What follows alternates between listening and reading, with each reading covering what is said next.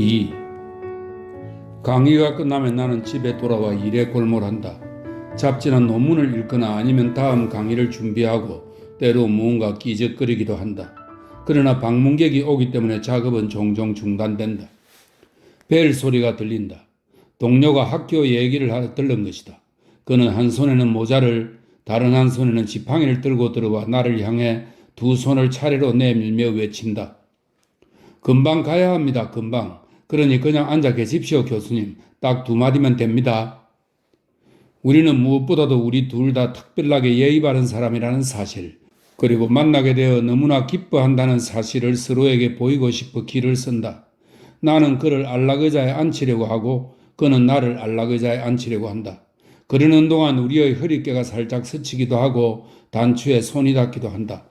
상대방에게 닿으면 살이 데일까봐 조심스럽게 스킨십을 하는 것만 같다. 우스운 얘기를 하는 것도 아닌데 둘 다 허허거리며 웃는다. 자리에 앉아 상대방 쪽으로 머리를 기울이고는 낮은 목소리로 이야기를 시작한다. 상호간의 진정성이 어찌나 강한지 우리는 온갖 종류의 동양식 예의, 이를테면 정말이지 공정하게 알아차리셨겠지만 제가 영광스럽게도 당신께 말씀드렸다시피 같은 문구들로 말에 금도금을 하고 상대방이 썰렁한 농담을 해도 끌끌 웃는다. 학교 얘기가 끝나면 동료는 벌떡 일어나 내 일글거리 쪽을 향해 모자를 흔들며 떠날 준비를 한다. 우리는 다시 서로를 더듬으며 웃는다. 나는 그를 현관까지 바래다 준다. 거기서 내 동료가 외투 입는 것을 도와주려고 하지만 그는 한사코 이 영광스러운 수고를 사양한다. 예고르가 문을 열어주면 동료는 감기 드시면 큰일이라며 난리를 피우지만 나는 심지어 길거리까지 따라 나설 것 같은 제스처를 보인다. 마침내 나는 서재로 돌아오는데 그때까지도 내 얼굴은 계속 미소를 짓고 있다. 아마도 관성 때문이리라. 얼마 후 또다시 벨이 울린다. 누군가 현관으로 들어와 한참 동안 꾸물거리며 외투를 벗고 기침을 한다. 예고르가 학생이 찾아왔느라고 보고하고 나는 들여보내라고 말한다. 잠시 후 신수가 훤한 청년이 들어온다. 우리가 불편한 관계에 놓인 지 벌써 1년이 되었다. 그는 시험을 망쳤고 나는 그에게 F학점을 주었다. 해마다 그런 학생, 즉 학생들 표현을 빌려 말해서 나한테 박살난 혹은 나 때문에 인생 종친 학생은 7명 정도이다. 그들 중 실력이 안 되어서 혹은 병 때문에 시험을 망친 학생들은 대체로 자신의 십자가를 고분고분 짊어지며 나하고 흥정을 하지 않는다. 나와 흥정을 하고자 집까지 찾아오는 녀석들은 다혈질의 대범한 녀석들로 시험을 망친다는 것은 그들의 식욕을 저하시키고 정기적인 오페라 관람을 방해하는 일이다. 나는 전자에 관대하게 대하지만 후자는 1년 내내 들볶는다. 안께, 나는 손님에게 말한다. 무슨 일인가? 방해해서 죄송합니다, 교수님. 그는 내 얼굴은 똑바로 쳐다보지도 못하면서 더듬더듬 말한다. 정말이지 웬만하면 감히 이렇게 교수님을 방해할 생각도 못했을 겁니다. 저는 벌써 교수님 시험을 5번이나 쳤습니다. 그런데 다 떨어졌습니다. 제발 부탁드립니다. 제발 통과시켜 주십시오. 왜냐하면 게으름뱅이들이 내세우는 변명은 언제나 똑같다. 그들은 다른 과목은 모두 우수한 성적으로 통과했는데 오직 내 과목에서만 낙제를 했다. 게다가 내 과목을 가장 열심히 공부했고 내용을 속속들이 꿰고 있었는데도 그랬다니 더욱 놀랍기만 하다. 그러니 그들이 낙제점을 받은 것은 설명할 수 없는 무슨 오해가 있었기 때문일 것이다. 미안하네만 자네를 통과시킬 수는 없네. 나는 손님을 향해 말한다. 강의를 더 듣고 다시 오게. 그때 생각해 봄새. 잠시 침묵이 흐른다. 나는 녀석이 학문보다 맥주와 오페라를 더 좋아하는 데 대한 벌로 조금 더 고문을 하고 싶어진다. 그래서 한숨을 내쉬며 말한다. 내 생각에 자네가 지금 할 수 있는 최선의 선택은 의과대학을 완전히 떠나는 것일세. 자네 정도의 능력으로도 시험을 통과하지 못했다면 자네에게는 의사가 때리는 열망도 소명의식도 없다는 게 명백하거든. 다혈질 청년의 얼굴이 일그러진다. 죄송합니다만 교수님. 그는 쓴웃음을 지으며 말한다. 저로서는 그건 아무리 좋게 생각해도 너무 느닷없는 말씀 같습니다. 5년 동안 공부를 했는데 갑자기 그만두라니요? 맞아. 5년 동안 재능을 낭비하는 것이 평생 동안 좋아하지도 않는 일을 하며 보내는 것보다야 낫지. 그러나 나는 순간적으로 녀석이 처근한 생각이 들어 서둘러 덧붙인다. 하지만 자네가 더 잘 알 테지? 그러니 조금만 더 공부하고 다시 오게. 언제요? 게으름뱅이가 공허하게 묻는다. 아무 때나 원할 때 오게. 내일이라도. 나는 그의 선량한 눈에서 다음과 같은 생각을 읽어낸다. 그래, 올 수 있지. 하지만 너는 또 쫓아내겠지. 너는 짐승이야. 물론 나한테서 15번 시험을 친다고 해서 자네가 더 현명해지지는 않을 걸세. 그러나 자네 성격은 단련될 걸세. 그걸로 감사해야지. 침묵이 뒤따른다. 나는 일어나서 그가 떠나길 기다린다. 그러나 그는 우두커니 선체로 창밖을 바라본다. 그는 짧은 턱수염을 잡아당기며 생각에 잠긴다. 지루하다. 다혈질 청년의 목소리는 맑고 정겨우며 눈매에는 총기와 조롱기가 있고 얼굴은 온화하지만 하루가 멀다고 맥주를 퍼마시고 소파에서 마냥 뒹군 덕분에 푸석푸석해 보인다. 분명 그는 나에게 오페라와 자신의 연애 행각과 친한 동료들에 관해 흥미진진한 이야기를 많이 해줄 수도 있었을 텐데 유감스럽게도 그런 얘기는 나오지 않았다. 나는 기꺼이 들어주었을 터인데 말이다. 교수님, 제 명예를 두고 말씀드립니다만 저를 통과시켜 주시기만 하면 저는 사태가 명예까지 이르자 나는 손을 내젓고 자리에 앉는다. 학생은 잠시 생각을 하더니 침울하게 말한다. 정 그러시다면 안녕히 계십시오. 실례하겠습니다. 잘 가게 친구. 건강하게나. 그는 머뭇거리며 현관으로 가 천천히 외투를 입고 거리로 나선다. 아마 또다시 긴 생각에 잠길 것이다. 나에 관해 마귀 영감탱이 외에 더 좋은 욕설을 생각해 내지 못한 채 싸구려 식당에 가서 맥주를 마시고 밥을 먹고는 집으로 돌아가 잠이나 잘 것이다. 성실한 일꾼이여 고이 잠들라. 세 번째 벨이 울린다. 젊은 의사가 새로 맞춘 검은색 정장에 금태 안경을 쓰고 들어온다. 물론 흰 타이를 맸다. 그는 자기소개를 한다. 나는 앉으라고 하고 무슨 용무냐고 물어본다. 이 젊은 과학의 사제는 약간 흥분한 어조로 자신은 올해 의사시험을 통과했으며 이제 남은 거라고는 학위 논문을 쓰는 일뿐이라고 말한다. 나의 지도를 받으며 내 밑에서 연구하고 싶다면 논문 주제를 내가 정해준다면 몹시 고맙겠다고 덧붙인다. 자네에게 도움이 된다면 무척 기쁠 걸세 친구. 내가 말한다. 하지만 우선 논문이란 게 무엇인지에 관해 합의를 해야겠지. 논문이란 독립적인 연구의 결과를 담아낸 글이라고 우리는 이해하고 있지. 그렇지 않나? 다른 사람한테서 나온 주제를 가지고 다른 사람의 지도를 받으며 쓴 글은 따라서 논문이 아닌 다른 이름으로 불러야겠지? 박사 후보생은 침묵한다. 나는 화를 버럭 내며 자리에서 벌떡 일어난다. 이해할 수가 없어. 자네들은 왜 모두 나한테 오는 건가? 나는 부글부글 끓는 목소리로 고함을 지른다. 내가 무슨 가게라도 차린 줄 알아? 나는 논문 주제를 파는 사람이 아니라고. 수천 번 말하지만 제발 나 좀 가만히 내버려 두게. 심하게 말해 미안하지만 이제 나도 지긋지긋해. 박사 후보생은 침묵한다. 그의 광대뼈 근처에 불그레하게 홍조가 보일 뿐이다. 그의 얼굴은 나의 명성과 학식에 대한 깊은 존경을 표현하고 있지만 그의 눈빛에서 나는 내 음성과 내 오종종한 체형과 신경질적인 몸짓에 대한 경멸을 잃는다. 화가 나서 길길이 뛰는 내 모습이 그에게는 기이하게 보일 것이다. 여기는 가게가 아니야. 나는 분노에 떨며 외친다. 정말 놀라워. 어째서 자네들은 홀로 서기를 바라지 않는 거지? 어째서 그토록 자유에 역행하느냐고. 나는 말을 쏟아내고 그는 침묵한다. 나는 차츰 누그러지다가 결국 승복한다. 박사 후보생은 나에게서 한 푼의 가치도 없는 주제를 얻어내고 나의 지도하에 그 누구에게도 필요치 않은 논문을 쓰고 지루한 논문 방어를 당당하게 통과하고 결국 필요하지도 않은 학위증을 받게 될 것이다. 벨 소리는 끝없이 이어질 터이지만 네 번째 벨까지만 얘기하고 끝내자. 네 번째 벨이 울리자 귀에 익은 발소리, 옷자락 스치는 소리, 그리고 다정한 음성이 들려온다. 18년 전 내 동료 안과 의사가 7살 난 딸 까짜와 6만 루블을 남겨놓고 죽었다. 그는 유언장에 나를 후견인으로 지정해 놓았다.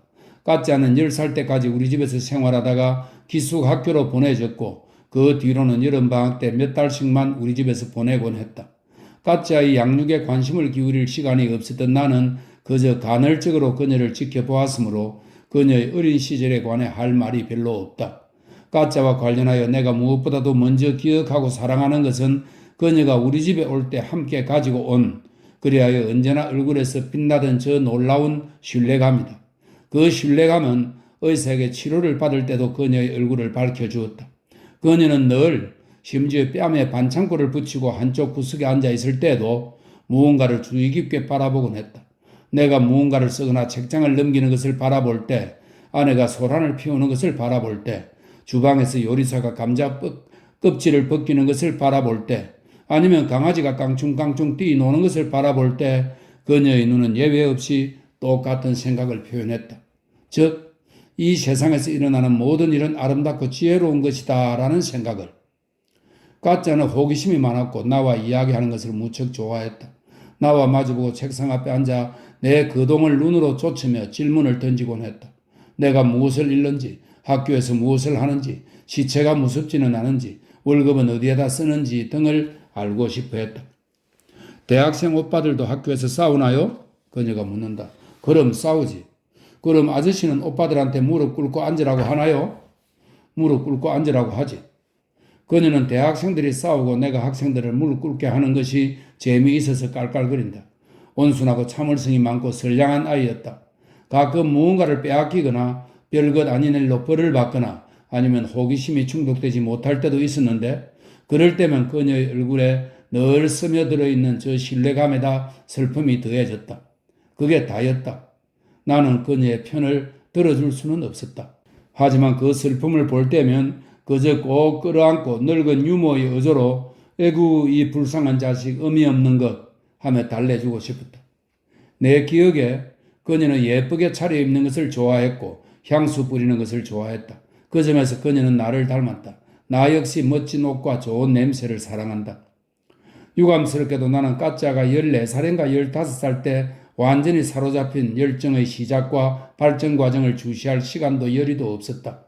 나는 지금 연극에 대한 그녀의 불같은 사랑을 말하고 있는 것이다.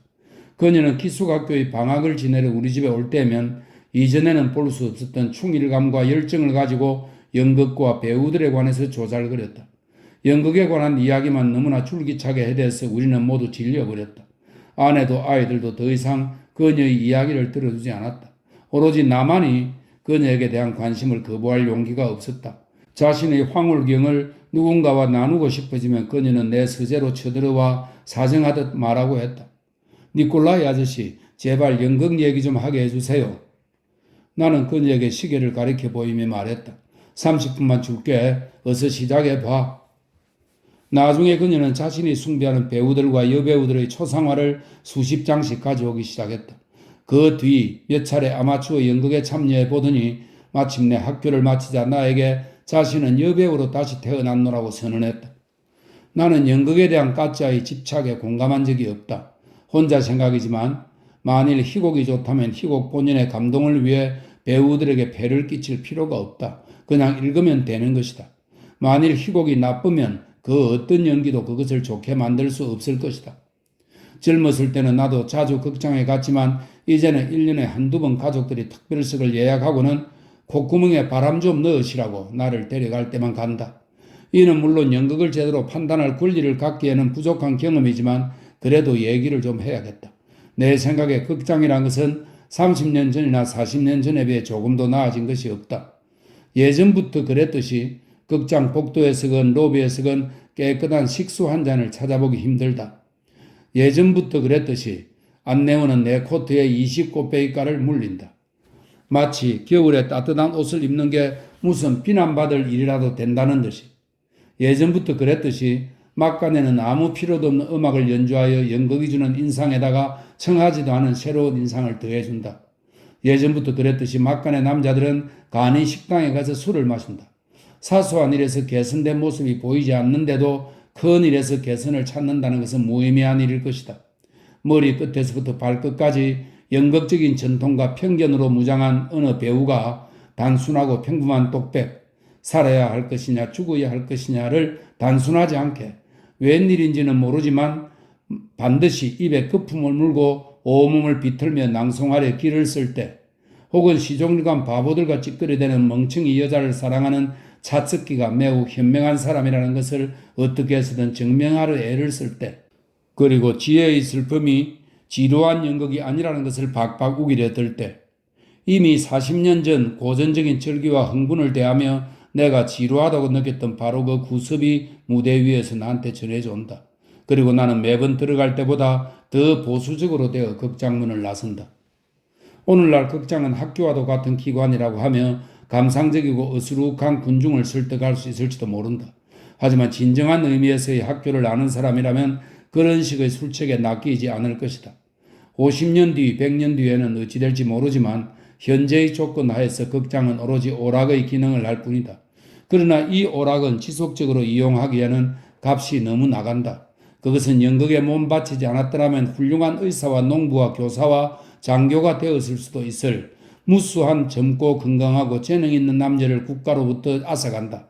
그것은 대중으로부터 저녁 시간, 즉 지적인 작업을 하거나 화기애애한 담소를 즐길 수 있는 최적의 시간을 앗아간다. 무대 위에서 부적절하게 해석되는 살인과 간통과 비방을 보며 관객이 겪는 도덕적 해이와 금전적 손실은 차치하고서라도 말이다. 가짜는 전혀 다른 생각을 가지고 있었다. 그녀는 연극이 현재 상태에서도 강의실보다 더 고상하고 책보다 더 고상하고 이 세상 그 어떤 것보다 고상하다고 고집스럽게 우겼다. 그녀의 주장은 다음과 같았다. 연극은 자기 자신 안에서 모든 예술을 통합하는 하나의 힘이며 연극 배우는 그 힘의 전도사들이다. 그 어떤 예술도 그 어떤 학문도 독자적으로는 무대만큼 강력하고 진실하게 인간의 영혼을 뒤흔들 수 없으며 그렇기 때문에 중간급 정도밖에 안 되는 배우가 그 나라의 가장 위대한 학자나 예술가보다 더 큰 인기를 누리는 것은 당연한 일이다. 그 어떤 공적인 활동도 무대 위의 활동만큼 그토록 큰 쾌감과 만족을 줄 수 없다. 그리고 어느 화창하게 갠 날 가짜는 극단에 들어갔고 엄청난 액수의 현금과 여러 가지 찬란한 기대와 사물에 대한 귀족적인 시각을 가지고 우파인지 어딘지 하는 곳으로 떠났다. 맨 처음 편지들은 그녀가 우파로 가는 도중에 쓴 것으로 놀라운 글들이었다. 그 편지들을 읽으며 나는 그토록 얇은 종이장들이 그토록 위대한 젊음과 순결한 영혼과 거룩한 순수함을 담아낼 수 있다는 사실에 최고의 지성을 갖춘 남자라도 자랑스럽게 여길 만한 그런 예리하고 현명한 의견을 담을 수 있다는 사실에 진심으로 놀랐다. 볼가강, 자연경관, 방문한 도시들, 동지들, 자신의 성공과 실패, 그녀는 이런 것들을 묘사한 것이 아니라 노래 불렀다. 모든 행에서 내가 그녀의 얼굴에서 습관적으로 읽곤 했던 그 신뢰감이 흘러나왔다. 거기에는 또 엄청난 양의 문법적 오류와 철저한 구두점의 실종이 있었다. 6개월이 지나지 않아 나는 극도로 시적이고 극도로 열광적인 편지, 저는 사랑에 빠졌어요로 시작되는 편지를 받았다. 편지에는 깨끗이 면도를 한 얼굴에 챙이 넓은 모자를 쓰고 어깨에 망토를 척 걸친 청년의 사진이 동봉되어 있었다. 이어지는 편지들은 이전 것들처럼 유리하되 이제는 구두점이 보이기 시작했고 문법적 오류도 사라졌으며 남성적인 냄새가 물씬 풍겼다. 가짜는 볼가강 유역의 공동출자로 극장을 세우고 이 사업에 부유한 상인과 선박주를 끌어들인다면 얼마나 좋을까요? 라는 편지를 써보내기 시작했다. 엄청난 자금이 들어올 것이고 극장은 대만원일 것이며 배우들은 협동조합원의 자격으로 연기할 것이며 등등.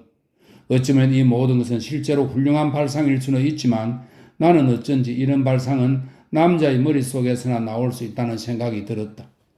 어쨌든 한두 해 동안은 모든 게 잘 되어갔다. 가짜는 사랑하고 있었고 자기 일을 믿었고 행복했다. 하지만 그 후로는 몰락의 분명한 징후가 감지되기 시작했다.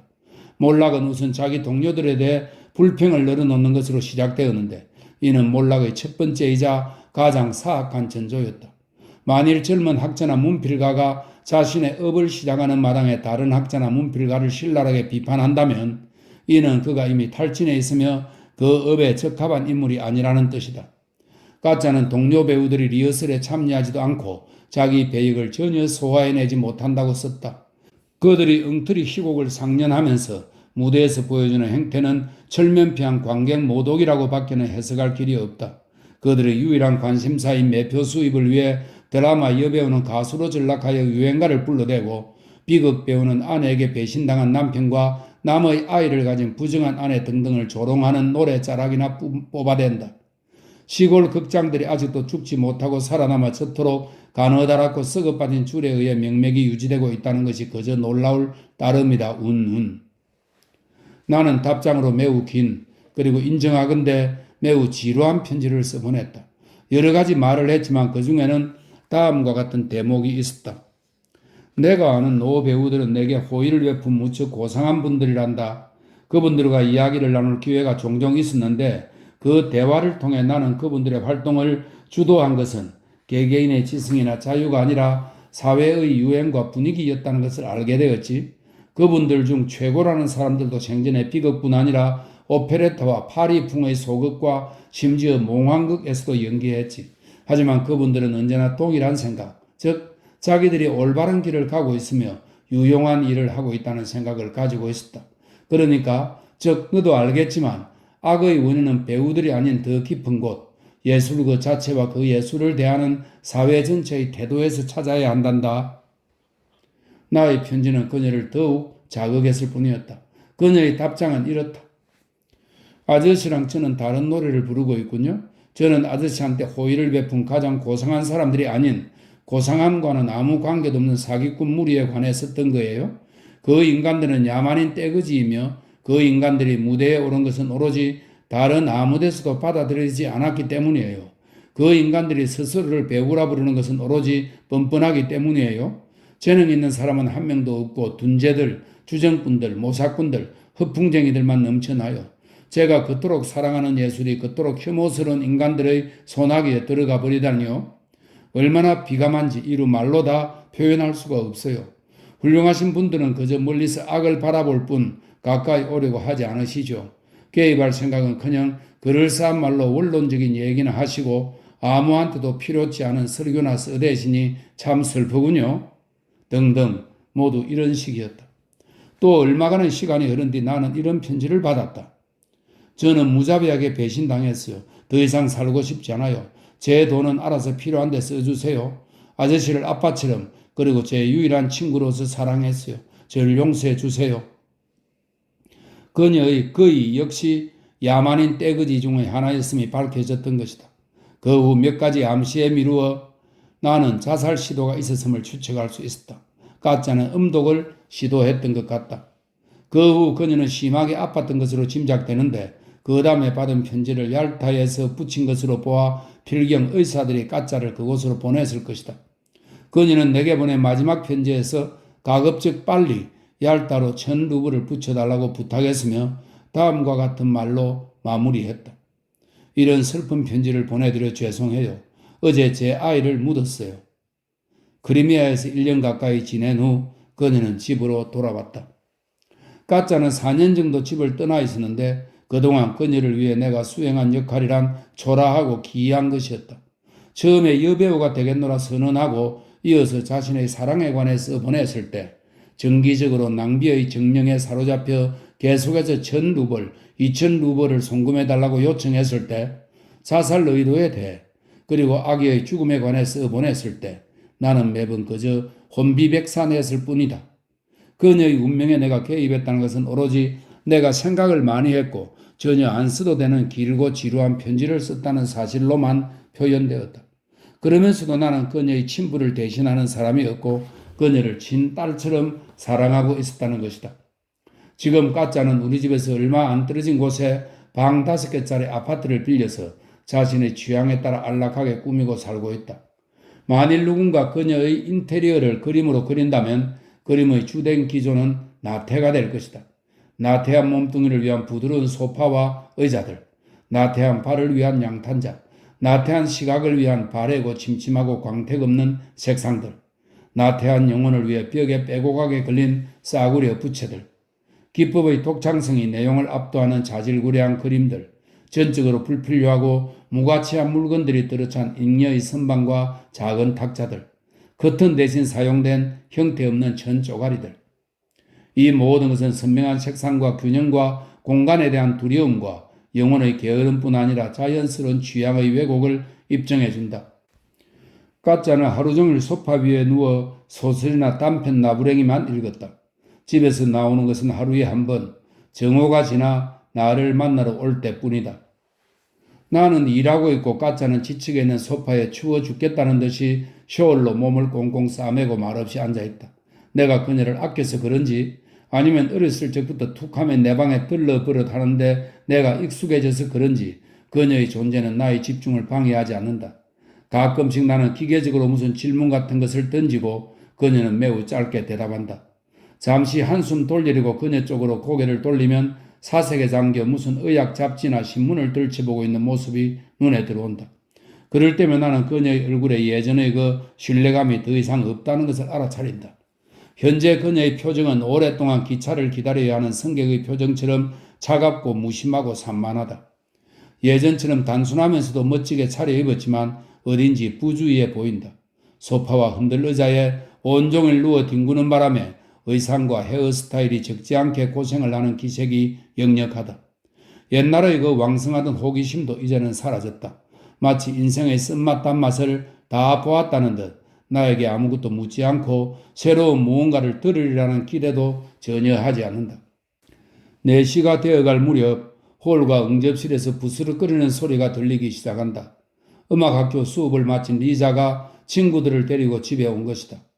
피아노 치는 소리, 목소리를 가다듬는 소리, 웃음소리가 들려온다. 식당에서는 예고르가 그릇을 들그덕거리며 상을 차리고 있다. 안녕히 계세요. 까짜가 말한다.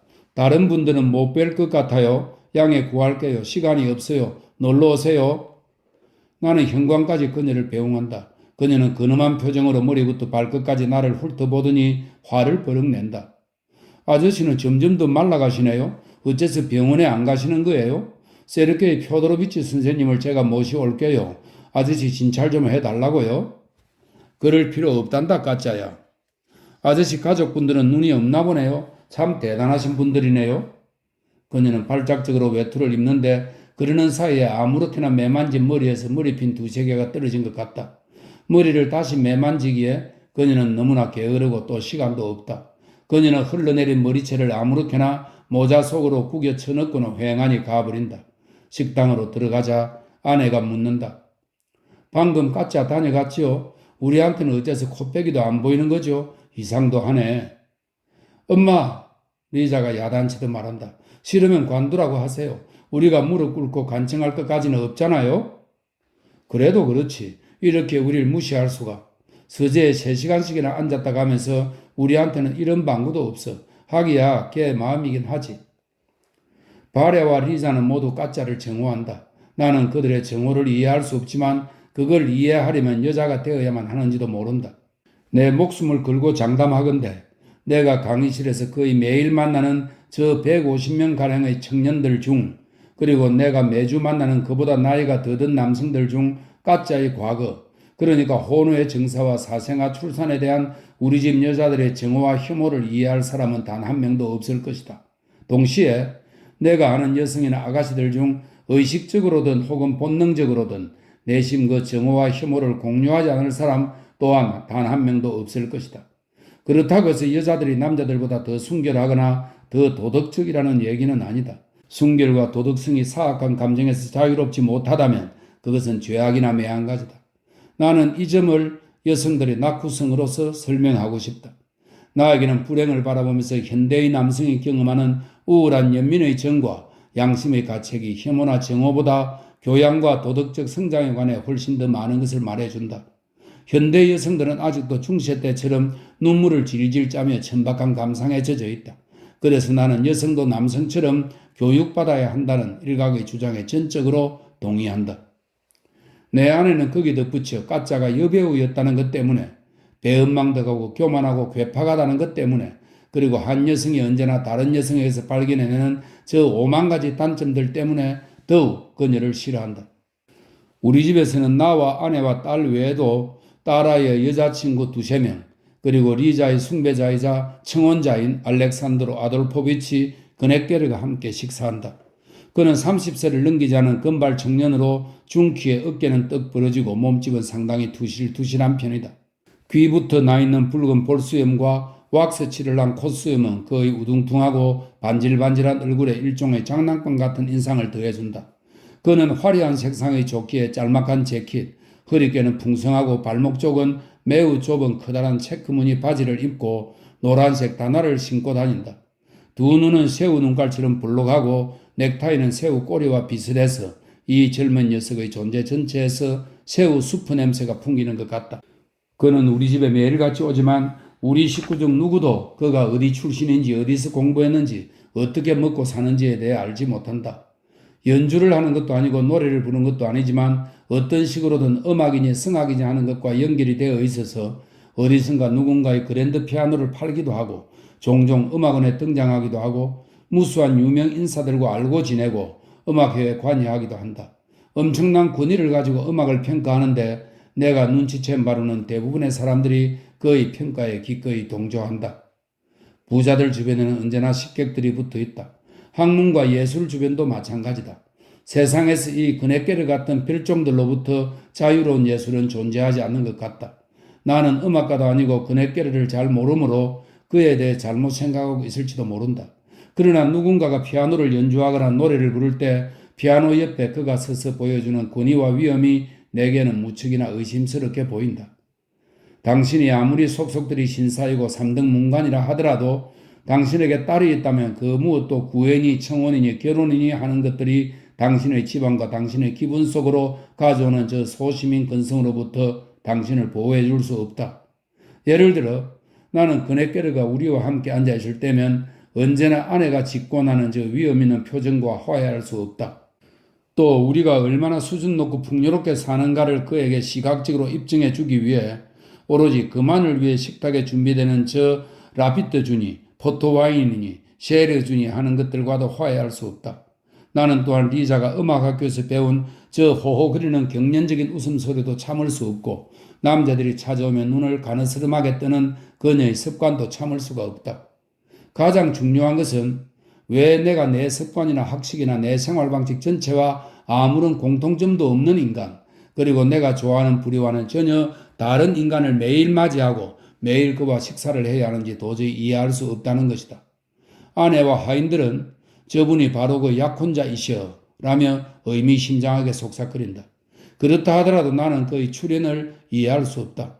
그를 보면 내 식탁에 줄루족이 앉아있기라도 하듯 당혹스럽다.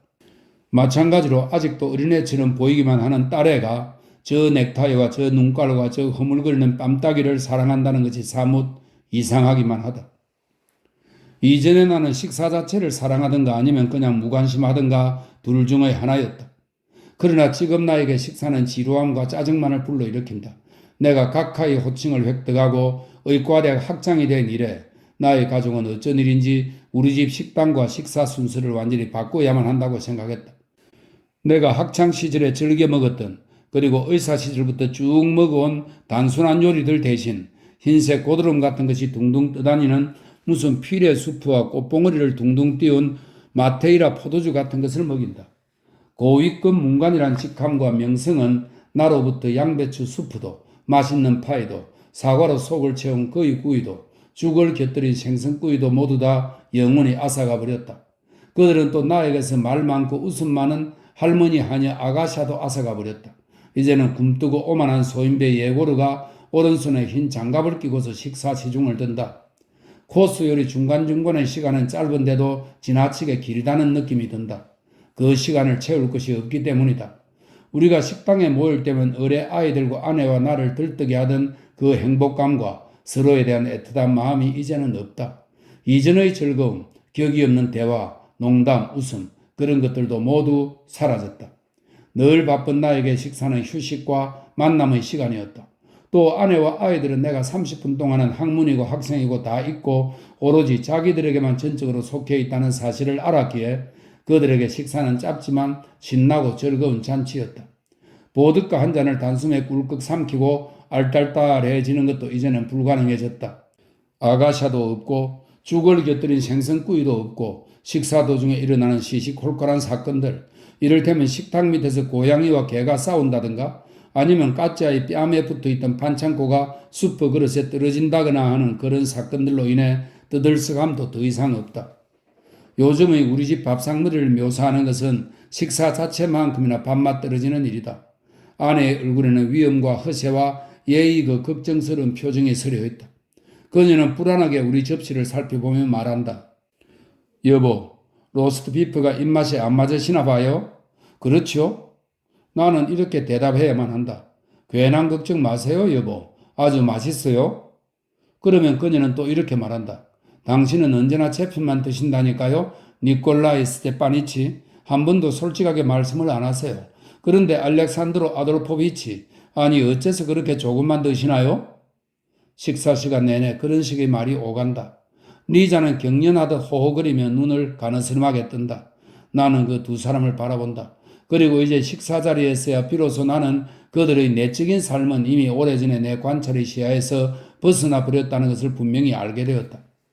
한때 나는 진짜 가족과 함께 집에서 살았었지만 지금은 내 진짜 아내가 아닌 다른 사람의 손님으로 와서 식사를 하고 있으며 진짜 리자가 아닌 다른 누군가를 바라보고 있는 것만 같다.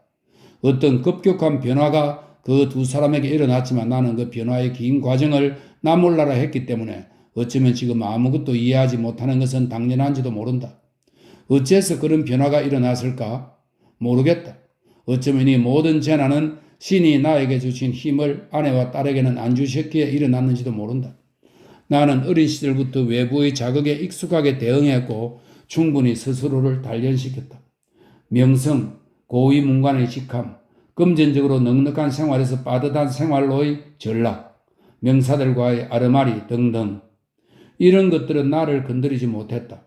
나는 언제나 안전하게 건전하게 살아남았다. 그러나 아내와 리자처럼 단련되지 않은 허약한 사람들에게 이 모든 것은 거대한 눈덩이처럼 몰려왔다. 그들은 눈덩이 밑에 깔려버렸다.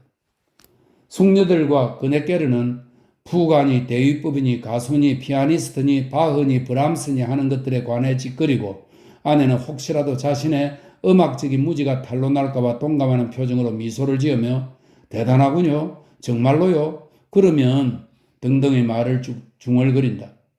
그네께르는 야무지게 먹어대고 야무지게 농담을 짓거리며 숙녀들의 코멘트를 너그러운 태도로 들어준다.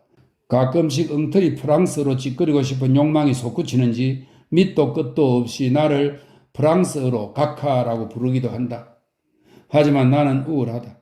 분명 나는 그들 모두를 숨막혀 하고 그들 모두는 나를 숨막혀 한다. 전에는 한 번도 계급적인 적대감이라는 것을 직접적으로 느껴본 적이 없었는데 지금 나는 바로 그런 류의 감정 때문에 고통받고 있다. 나는 그네께르에게서 오로지 단점만을 발견하고자 길을 쓰다가 결국 그 단점들을 발견하고 내 딸의 약혼자의 자리에 나와는 다른 계급의 사내가 앉아있다는 사실에 괴로워한다.